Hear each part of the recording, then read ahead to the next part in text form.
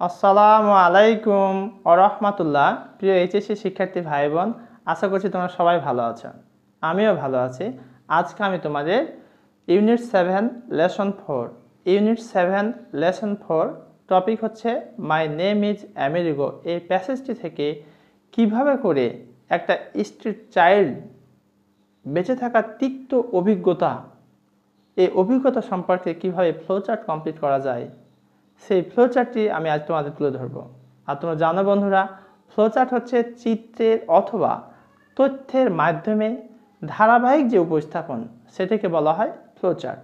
তো এই প্যাসেজটি থেকে কিভাবে করে একজন পথশিশু, স্ট্রিট চাইল্ড, এর তিক্ত অভিজ্ঞতা বেঁচে থাকার, সেই সম্পর্কে আজকে আমাদের ফ্লোচার্ট। আর এই ফ্লোচার্ট বলার পূর্বেই আমি এই প্যাসেজটির বাংলা অর্থ বলে দেব। পাশাপাশি ফ্লোচার্ট যখন আমরা কমপ্লিট করব, কিভাবে করে সেখান থেকে প্যাসেজ থেকে আমরা বের করতে পারি, সেগুলো আমি তোমাদের ইনশাআল্লাহ মার্কিং করে দেব। তাই আমার polite request, please stay connected and enjoy this class. Let's get started. Read the following text and make a flowchart showing the painful experiences of a street child has to suffer to survive. প্রিয় শিক্ষার্থী ভাই বোন, এখন আমি তোমাদের যে বিষয়টি নিয়ে কথা বলবো সেটি হচ্ছে ইউনিট 7 লেসন 4। এটি কুমিল্লা বোর্ড 2017 সালে এসেছিল এই ফ্লোচার্টটি। এখানে কী করতে বলছে, বলা হচ্ছে আমাকে যে রিড দ্য ফলোইং টেক্সট, নিচের প্যাসেজটি পড়ো অ্যান্ড মেক এ ফ্লোচার্ট, একটা ফ্লোচার্ট তৈরি করো।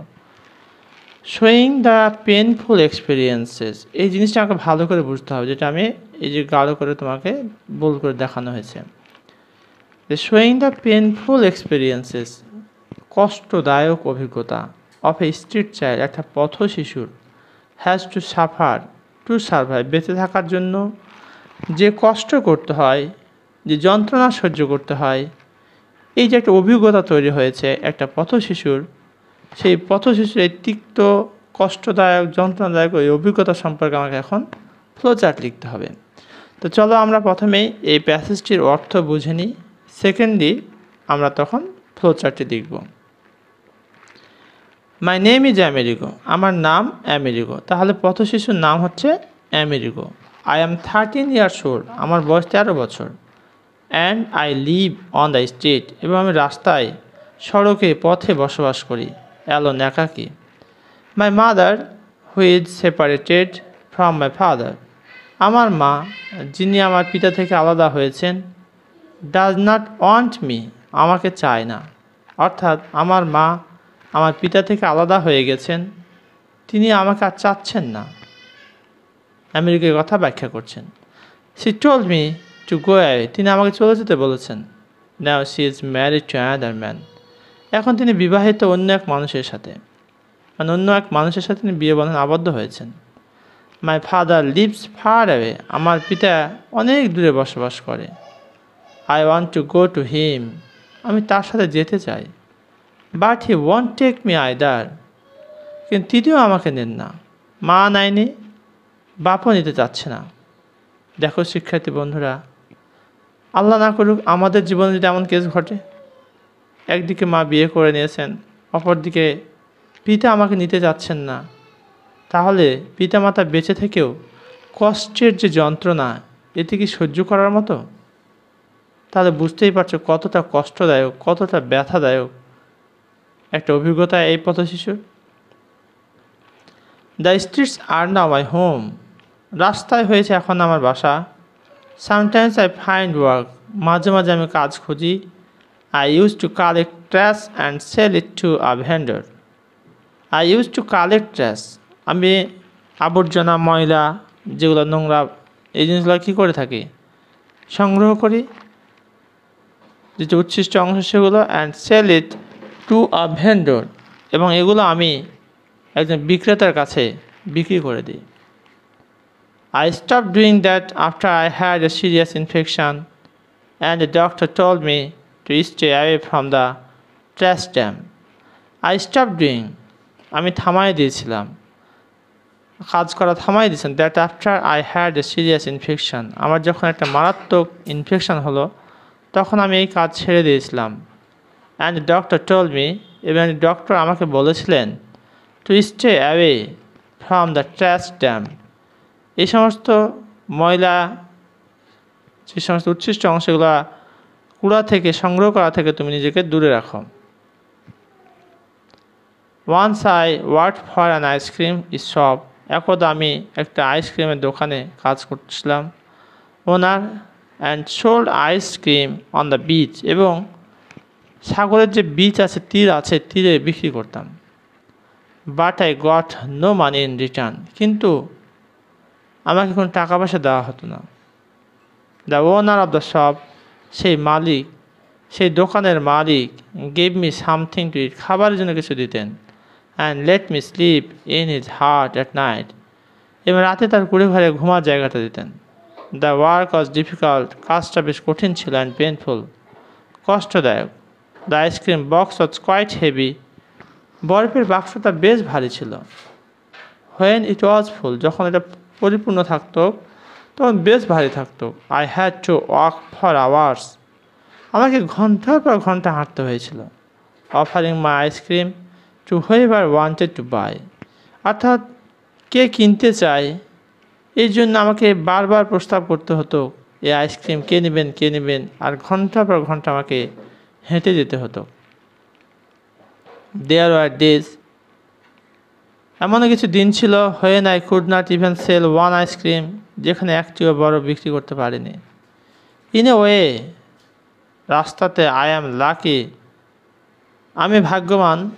ইন এ ওয়ে, যাই হোক, আই অ্যাম লাকি, আমি ভাগ্যবান। বিকজ আই এম অ্যালাইভ, আমি বেঁচে আছি। One of my friends was recently killed after he fell into a hole that opened up in the pile of trash. One of my friends, আমার এক বন্ধু was recently killed, মারা গেছেন, after he fell into a hole, এটা গর্তে পড়ে গিয়ে, that opened up in the pile of trash, এই ট্র্যাশ যে স্তূপ আছে সেটিকে ওপেন করতে গিয়ে সেখানে সে পড়ে যায়। এ বয় আই নো, একটা বালক আমি জানি, lost on of his eyes, তার একটা চোখ হারিয়েছিল। After a piece of hot a glass flow in to his eye at the glass factory, glass factory থেকে এক টুকরো, যেখানে কাজ করতো সেখান থেকে এক টুকরো কাঁচ তার চোখে পড়ে যায়, যে চোখটি নষ্ট হয়ে যায়। হোয়ার হি ওয়ার্ক, যেখানে সে কাজ করতো। The owner refuse to pay for medical treatment, কত কষ্টদায়ক ভেবে দেখো। দ্য ওনার রিফিউজ, মালিক প্রত্যাখ্যান করেছিল, টু পে, পরিশোধ করতে, ফর মেডিকেল ট্রিটমেন্ট, অর্থাৎ তার যে মেডিকেল চিকিৎসা লাগবে এটা দিতে প্রত্যাখ্যান করেছিল। ফর মি, আমার জন্য। Like all other street children, অন্য সকল পথশিশু ছেলেমেয়েদের মতোই।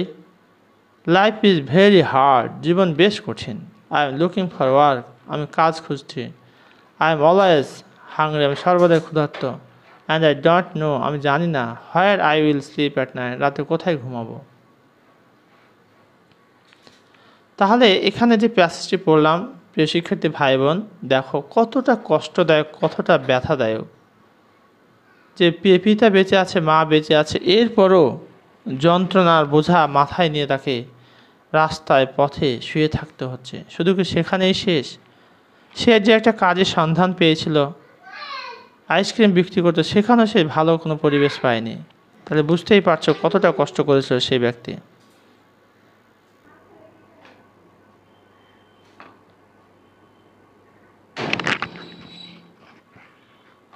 এখন আমরা এই যে প্যাসেজটি পড়লাম, এই প্যাসেজ থেকে the painful experience of a street child, একটা পথশিশুর কষ্টদায়ক যে অভিজ্ঞতা, has to suffer to survive, বেঁচে থাকার যে যন্ত্রণা এবং তার যে কষ্ট হয়েছে সেই বিষয় এখন আমাদের ফ্লোচার্ট লিখতে হবে। প্রথমে লিখতে হবে তোমাদের এই প্রশ্নের উত্তর দেওয়ার জন্য a flowchart showing the painful experiences of a street child has to suffer to survive is given below. এক নম্বরটা কিন্তু করে দেওয়া থাকে, এই যেখানে লেখায় থাকে যে one has been done for you, তোমার জন্য একটা করে দেওয়া আছে।